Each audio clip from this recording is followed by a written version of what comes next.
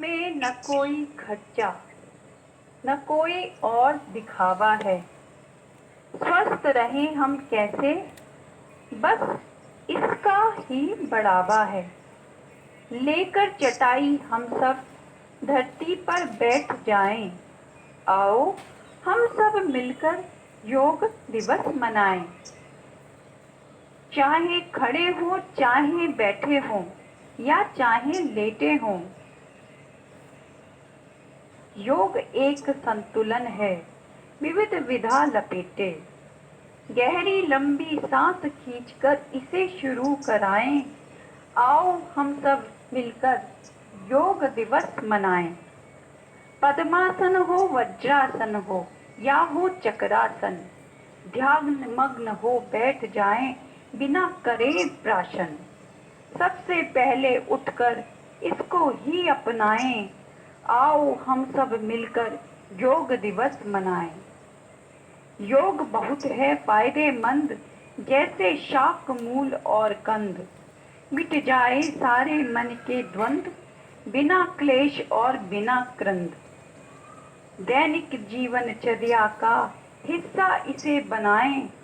आओ हम सब मिलकर योग दिवस मनाएं। आयुर्वेद और योग का झंडा हम फहराएं। भारत देश और विश्व को रोग मुक्त बनाएं। इसी प्रतिज्ञा को लेकर हम आगे बढ़ते जाएं। आओ हम सब मिलकर योग दिवस मनाएं।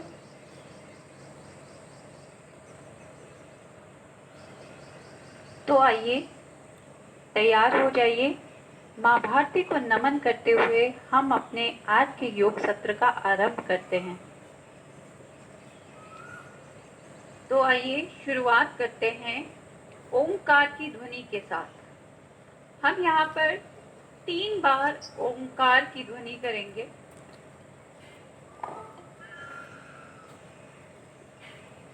एक लंबी गहरी श्वास लेंगे और जब हम उसको छोड़ेंगे तब हम ओम का उच्चारण करेंगे। चलिए शुरू करते हैं।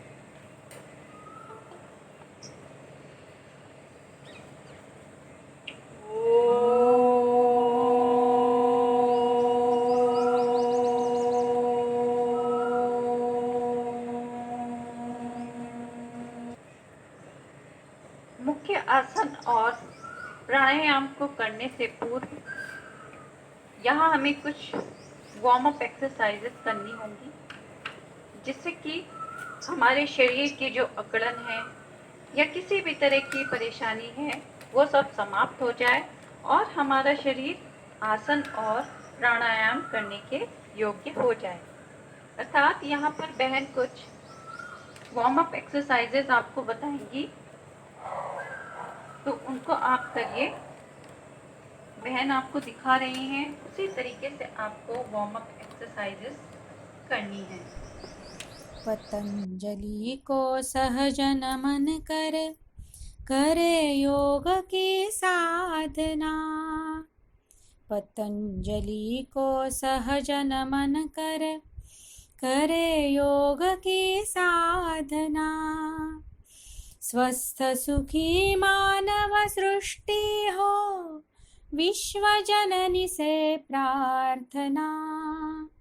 विश्व जननी से प्रार्थना। योग कर्म सुकौशलम, योग कर्म सुकौशलम। चिड़िया चहकी भोर हुआ जब, करे सदा ही योगाभ्यास। जीवन का विज्ञान ये अनुपम, यम नियमों से प्राणाभास। प्रकृति का सानिध्य सुहावन, दिव्य सूर्य आराधना। स्वस्थ सुखी मानव सृष्टि हो, विश्व जननी से प्रार्थना। विश्व जननी से प्रार्थना। योगः कर्मसु कौशलम् योगः कर्मसु कौशलम् योग जोड़ता तन मन जीवन आत्म तत्व विस्तार करे सकल जगत में क ब्रह्म है आत्मीयता आनंद भरे योगाधारित जीवन हो फिर धरे सत्य की धारणा स्वस्थ सुखी मानव सृष्टि हो विश्व जननी से प्रार्थना विश्व जननी से प्रार्थना योगः कर्मसु कौशलम् योगः कर्मसु कौशलम् जीवन का संघर्षी पथ यह कदम कदम पर बाधाए योग मुद्रासन। इस आसन को करने के लिए सर्वप्रथम आप आराम से पद्मासन लगाकर अपने दोनों हाथों को पीठ की तरफ आराम से लेकर जाएं। अपने एक हाथ से पीठ के पीछे की ओर से दूसरे हाथ की कलाई को पकड़ लें।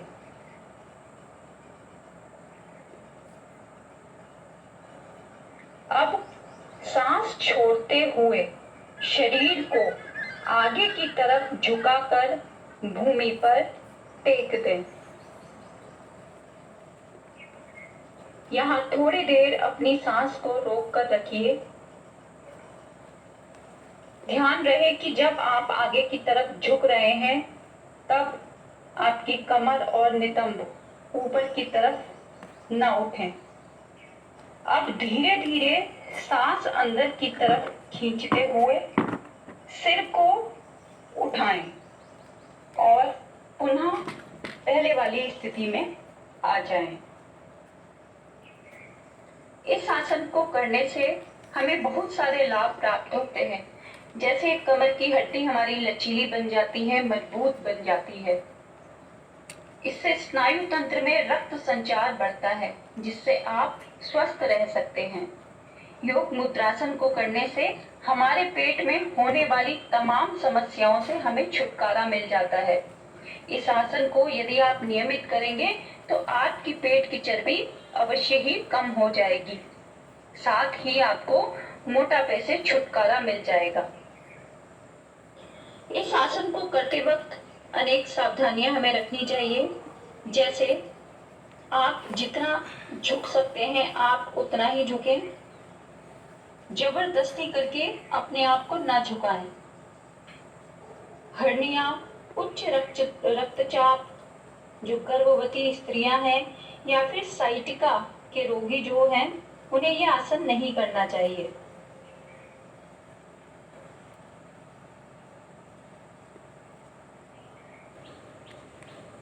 गोमुखासन। संस्कृत में गोमुख का अर्थ होता है गाय का चेहरा, यानी कि गाय का मुख। इस आसन में पांव की स्थिति बहुत हद तक गोमुख की आकृति जैसे हो जाती है, इसीलिए इस आसन को हम गोमुखासन कहते हैं। अंग्रेजी में इसे काऊ फेस पोज कहा जाता है। यह महिलाओं के लिए अत्यंत लाभदायक आसन है। यह गठिया, साइटिका, अपच, कब्ज, डायबिटीज, कमर में दर्द होने पर यह आसन बहुत अधिक लाभप्रद होता है। इस आसन को करने के लिए सर्वप्रथम दंडासन में बैठते हुए आप बाएं पैर को मोड़कर एड़ी को दाएं नितंब के साथ रखें। अब दाहिने पैर को मोड़कर बाएं पैर के ऊपर एक दूसरे से स्पर्श करते हुए रखें। जैसे कि बहन कर रही हैं उसी प्रकार से आपको भी करना है। ध्यान से देखिए। इस स्थिति में दोनों जंघाएं एक दूसरे के ऊपर आ जाएंगी, जो कैसी नजर आएंगी? त्रिकोणाकार नजर आएंगी। इसमें एक बात का विशेष ध्यान रखना है कि जो पैर आपका ऊपर है उसी हाथ को आप ऊपर की ओर लेके जाएंगे। जो पैर आपका ऊपर है उसी वाले हाथ को आप ऊपर उठाकर ले जाएंगे और खींचते हुए हाथ को पीछे पीठ की ओर ले जाएं। जैसे बहन का दायां पांव ऊपर है तो वह दाएं हाथ को ही ऊपर से खींचती हुई पीठ की ओर लेकर जाएंगी। अब बाएं हाथ को पेट के पास से पीठ के पीछे से लेकर दाहिने हाथ के पंजे को पकड़ें। देखिए, बहन जिस प्रकार कर रही हैं उसी प्रकार से आप भी करिए। गर्दन व कमर सीधी रखें। अब एक ओर से लगभग 1 मिनट तक करने के पश्चात दूसरी ओर से भी इसी प्रकार से करें। यानी कि पहले दायां पैर ऊपर था, अब बायां पैर ऊपर करके इस आसन को करें। इस आसन को करते वक्त भी आपको ध्यान रखना है कि कहीं भी कोई अपनी क्षमता के अनुसार आप इस आसन को करें। यदि कहीं कोई आपको ऐसी स्थिति नजर आती है कि आपको इस आसन को करने में परेशानी हो रही है तो उसको आप ना करें। अगर आप अपने दोनों हाथों को नहीं मिला पा रहे हैं तो उसको आप ऐसे ही छोड़ दीजिए। जबरदस्ती मत करिए, नहीं तो फायदे की जगह पर नुकसान भी हो सकता है।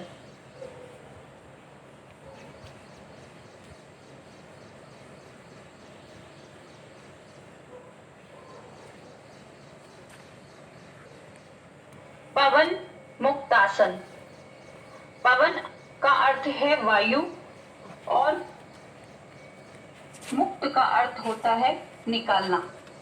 इसका मतलब यह हुआ कि वैसा आसन जो शरीर में मौजूद आवश्यकता से अधिक गैस को बाहर निकालने में सहायक होता है, उसको हम कहते हैं पवन मुक्तासन। यह आपके शरीर से हानिकारक गैस को बाहर निकालने में मदद करता है। अनेक लोगों को गैस की समस्या होती है तो वे सभी इस आसन को करें और अपने गैस की समस्या को जड़ से दूर भगाएं। इस आसन को करने के लिए सर्वप्रथम आप पीठ के बल लेट जाएं। अब दोनों पैर अपने उठाएं और घुटने मोड़ें। घुटनों को बाहों से घेर लें। सांस छोड़ें। घुटनों को दबाते हुए छाती की ओर लाएं, जैसे बहन कर रही हैं। ध्यान से देखिए, इसी प्रकार से आपको यह आसन करना है। सिर उठाएं तथा घुटनों को छाती के निकट लाएं, जिससे आपकी नासिका घुटनों को स्पर्श कर सके। और अपनी क्षमता अनुसार इस मुद्रा में आप रुकें और इसके बाद जिस प्रकार बहन कर रही हैं उसी प्रकार से आपको भी करना है। और फिर सांस लेते हुए पैरों को जमीन पर लेकर आएं। इसी प्रकार आप इसको 1 से 2 बार कर सकते हैं और जब अभ्यास हो जाएगा तो फिर उसके बाद आप अपने इस चक्र को बढ़ा सकते हैं।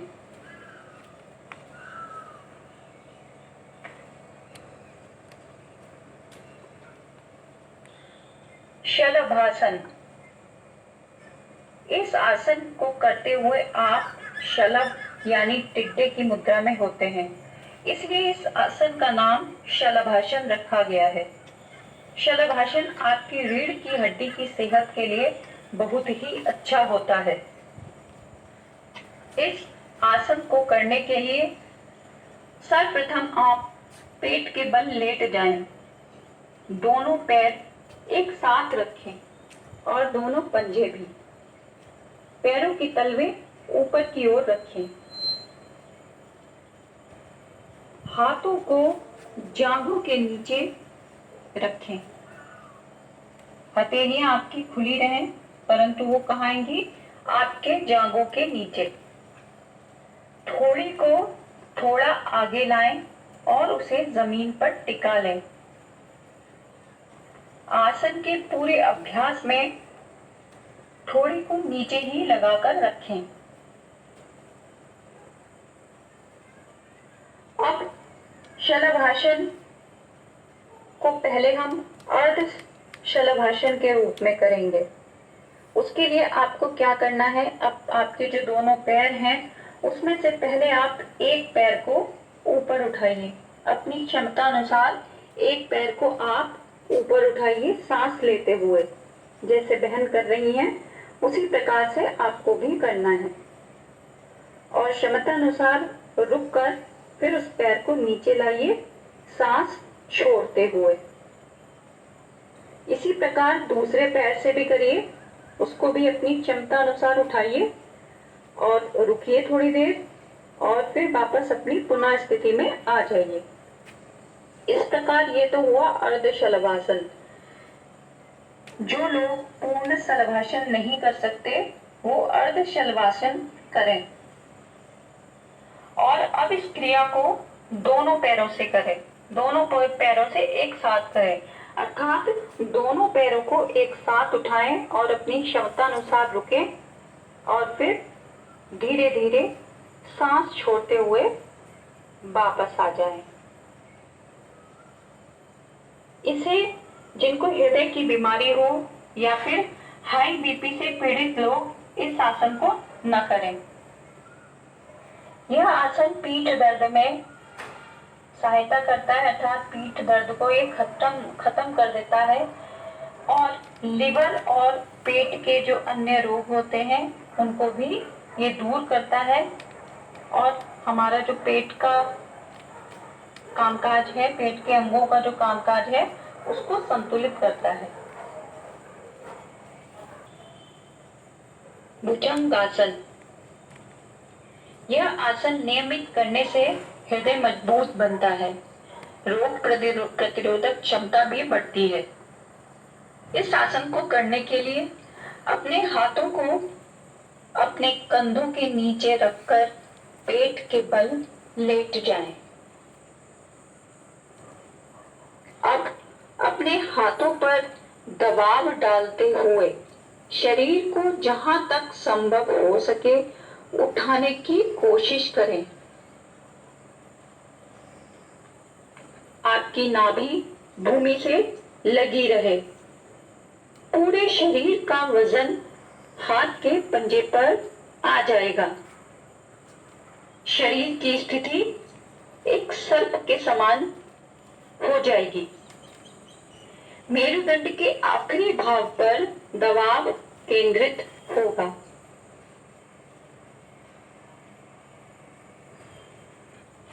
बहन को देखिए, ये जिस प्रकार से आपको करके दिखा रही हैं उसी प्रकार से आपको यह आसन करना है।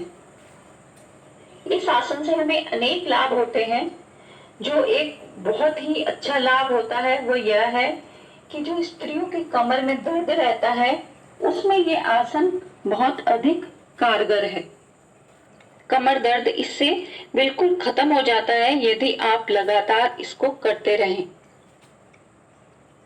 मेरुदंड से संबंधित सभी बीमारियों का नाश होता है। गर्दन के आसपास वाले जो हमारी मांसपेशियां हैं वो स्वस्थ बनती हैं। पेट की जो मांसपेशियां होती है उसमें खिंचाव आने से वहां के अंगों को शक्ति मिलती है। बहुत अधिक मेहनत करने के कारण जो लोग थक जाते हैं उनकी थकान दूर होती है। भोजन के बाद होने वाला वायु का दर्द नष्ट होता है। शरीर में ताजगी और स्फूर्ति आती है। कफ पित्त बालों के लिए यह आसन लाभदायी है। भुजंगासन करने से हृदय मजबूत बनता है।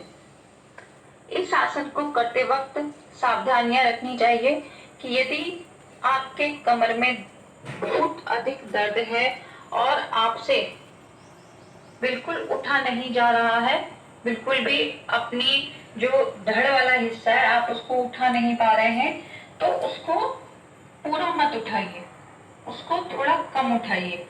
इसका इसका जो सबसे आसान तरीका है वो भी बहन आपको दिखाएंगी, उसको देखिए। अगर किसी को बहुत अधिक समस्या है कमर दर्द की, तो पहले वो सबसे सरल वाला प्रकार करे, उसके बाद में वो इस वाले प्रकार पर आए।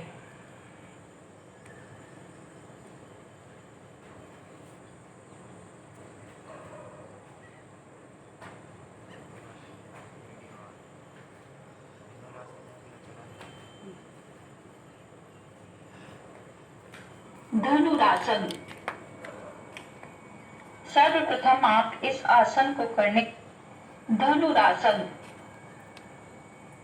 सर्वप्रथम आप इस आसन को करने के लिए पेट के बल उल्टे होकर लेट जाएं।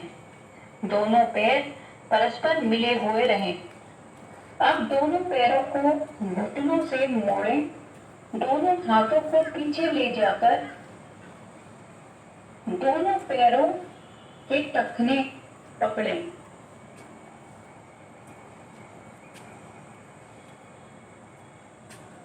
अब सांस को बाहर निकालते हुए हाथ से पकड़े हुए पैरों को कसकर धीरे धीरे खींचे। जितना हो सके उतना सिर को पीछे की ओर ले जाने की कोशिश करें।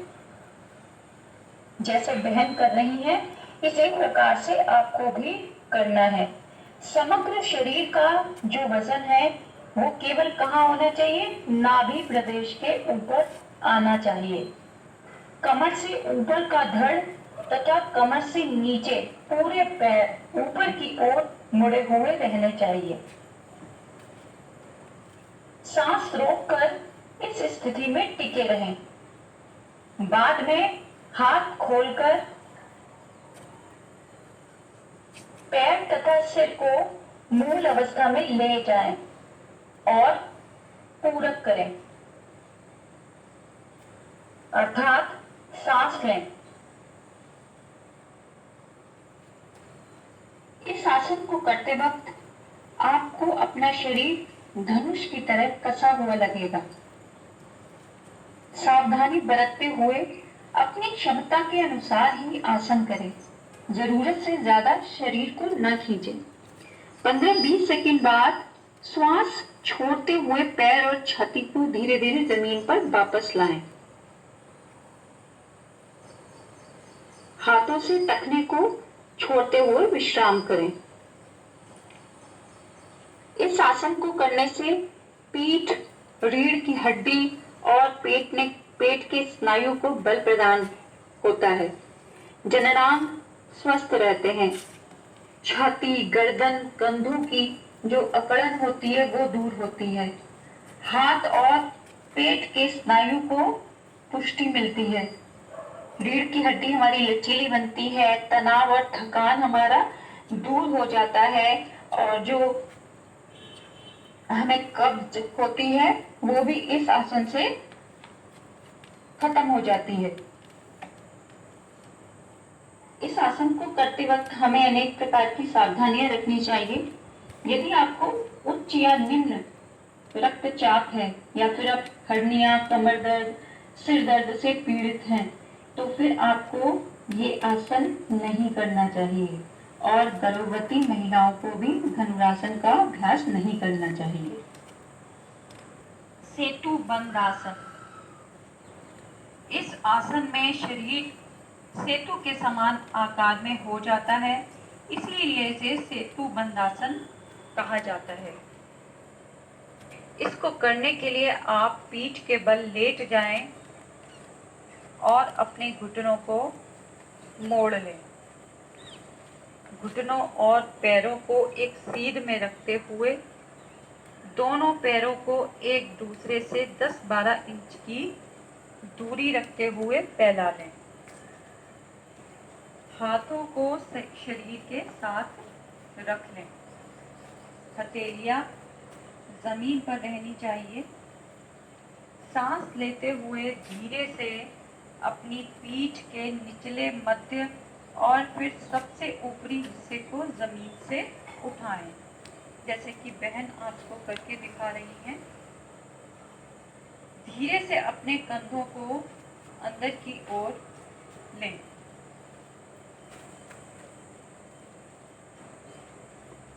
इस स्थिति में आने के बाद में आप अपने कमर के हिस्से को ऊपर नीचे, ऊपर नीचे, इस प्रकार कम से 20 से 25 बार करें। और 20 से 25 बार करने के बाद फिर इसको उठाते हुए कुछ सेकंड्स इसी मुद्रा में रुकें और फिर अपनी सांस को छोड़ते हुए अपनी पूर्ववत स्थिति में आ जाए। इस आसन को करने से अनेक लाभ हमें प्राप्त होते हैं। पीठ की मांसपेशियां बहुत अधिक मजबूत बनती हैं, उन्हें आराम मिलता है। पीठ, छाती व गर्दन में अच्छा खिंचाव पैदा करता है, मन को चिंता मुक्त करता है, फेफड़ों को खोलता है और थायराइड से संबंधित समस्याओं को दूर करता है। और सबसे बड़ी बात यह है कि जो तोंद होती है उसको भी ये कम करता है, यानी कि पेट पर जो बढ़ी हुई चर्बी है उसको भी ये आसन काफ़ी कम कर देता है, यदि आप इसका लगातार अभ्यास कर रहे हैं तो। यहाँ एक बात विशेष रूप से ध्यान रखनी है, यदि गर्दन से संबंधित आपको कोई विशेष तकलीफ है, यानी कि आपको जो स्पॉन्डिलाइटिस है बहुत अधिक भयानक स्थिति में है, तो आप ये आसन न करें। अब हम नाड़ी शुद्धि प्राणायाम करेंगे, जिसको कि हम अनुलोम विलोम भी कहते हैं। और इसको करने के लिए सर्वप्रथम हमें क्या करना होगा, एक आरामदायक मुद्रा में बैठना होगा। आप पद्मासन में बैठ सकते हैं, उसमें बैठिए, सुखासन में बैठिए, चाहे आप वज्रासन में बैठिए, जो भी आपको आरामदायक लगता है उस स्थिति में आप बैठिए और ध्यान की मुद्रा में बैठिए। अब जैसे बहन करके दिखा रही हैं उसी तरीके से करिए। अब अपना दायां हाथ ऊपर उठाइए और दायां हाथ उठाने के बाद उसका जो अंगूठा है उससे अपनी दाईं नासिका, जो दायां आपका नासिका छिद्र है, उसको बंद करिए और जो बायां आपका नासिका छिद्र है वहां से आप सांस लीजिए। सांस लेने के बाद अब जो आपकी उंगलियां हैं उनमें जो दो आगे की उंगलियां हैं उनको आप मोड़ कर रखिए और दो जो पीछे की उंगलियां हैं, अनामिका और सबसे छोटी वाली, उनसे आप सांस लेने के बाद उनसे आप अपना जो बायां नासिका छिद्र है उसको बाएं और जो दायां नासिका छिद्र है उस पर से अपने अंगूठे को हटा लें और अपनी श्वास को बाहर छोड़ें। इसी प्रकार ये क्रम हमें करते जाना है। उज्जाई प्राणायाम, इसको करने के लिए हमें पहले सुखासन में बैठना है, ध्यान की मुद्रा में अपने हाथों को रखना है और फिर गहरी लंबी श्वास लेनी है। परंतु ये जो हम सांस लेंगे उस सांस को लेते हुए हमारे गले में से आवाज होनी चाहिए, जैसे बहन कर रही हैं ऐसे ही करिए। ये आवाज इस प्रकार होगी,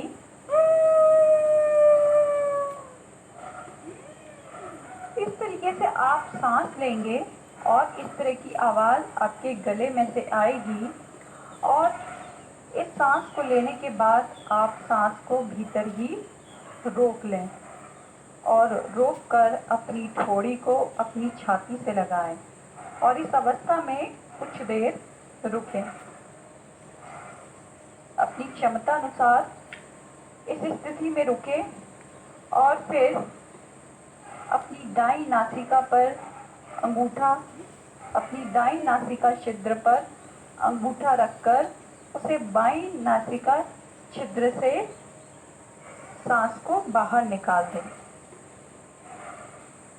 इस प्रकार से ये प्राणायाम आपको शुरुआत में आप 1 से 3 बार तक कर सकते हैं।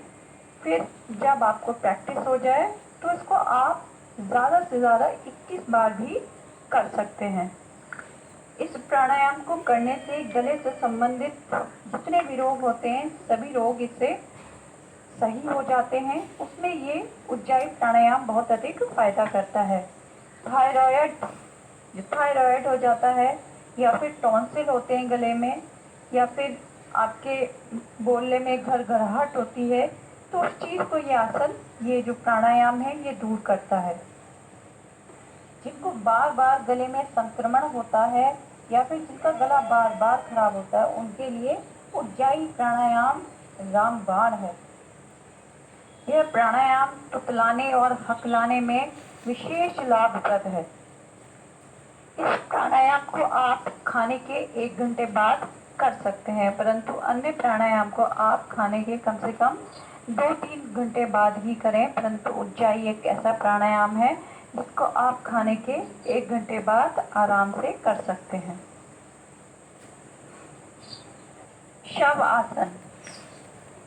शव आसन योग विज्ञान का बेहद महत्वपूर्ण आसन है। शवासन को किसी भी योग सत्र के बाद अंतिम आसन के रूप में किया जाता है। शवासन शब्द 2 अलग शब्दों यानी कि शव और आसन से मिलकर बना है। शव का शाब्दिक अर्थ है मृतदेह, जबकि आसन का अर्थ होता है मुद्रा। इस आसन को करने के लिए सर्वप्रथम आप पीठ के बल लेट जाएं और अपने शरीर को शिथिल छोड़ दें। कोई भी तनाव आपके शरीर में नहीं होना चाहिए। अपने पैरों को फैलाएं और अपने हाथों को भी फैला लें और अपनी हथेलियों को आकाश की ओर रखें। सारे तनाव, चिंताओं को अपने मन से बाहर निकाल दें और अपने पूरे शरीर में आराम को महसूस करें। परंतु इस आसन को करते समय आपको सोना नहीं है। इस आसन को करते समय आपको ये ध्यान लगाना है, आपका जो शरीर ईश्वर ने दिया है उस पर आपको ध्यान लगाना है, उसको आपको ध्यान से देखना है। कैसे आप देखेंगे?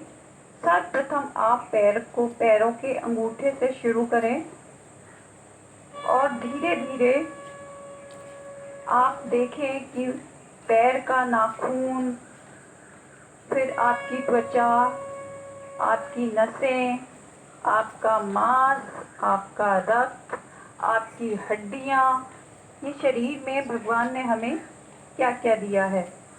तो धीरे धीरे इसी चीज़ का ध्यान करते हुए पैरों से घुटने, घुटनों से जांघों पर, जांघों से पेट पर, पेट से वक्ष स्थल पर, वक्ष स्थल से कंधों पर, गर्दन पर और फिर धीरे धीरे अपने आज्ञा चक्र पर अपना ध्यान लगा लें। इस प्रकार, इस तरह का ध्यान आपको करना है। बाहरी बातों को बिल्कुल भूल जाएं, केवल अपने अंदर की यात्रा करें और इस यात्रा को करते करते अपना ध्यान आज्ञा चक्र में लगा लें और इसी अवस्था में थोड़ी सी देर विश्राम करें।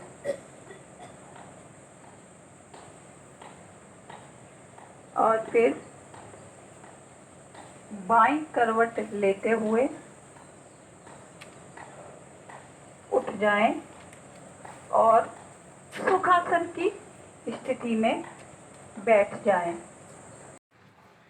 अगर आपको ये आसन और प्राणायाम आपकी लाइफ में कुछ काम आए हैं, आपको ये कार्यक्रम अच्छा लगा है, तो आप इसे प्लीज़ लाइक करें, शेयर करें और सब्सक्राइब करना ना भूलें।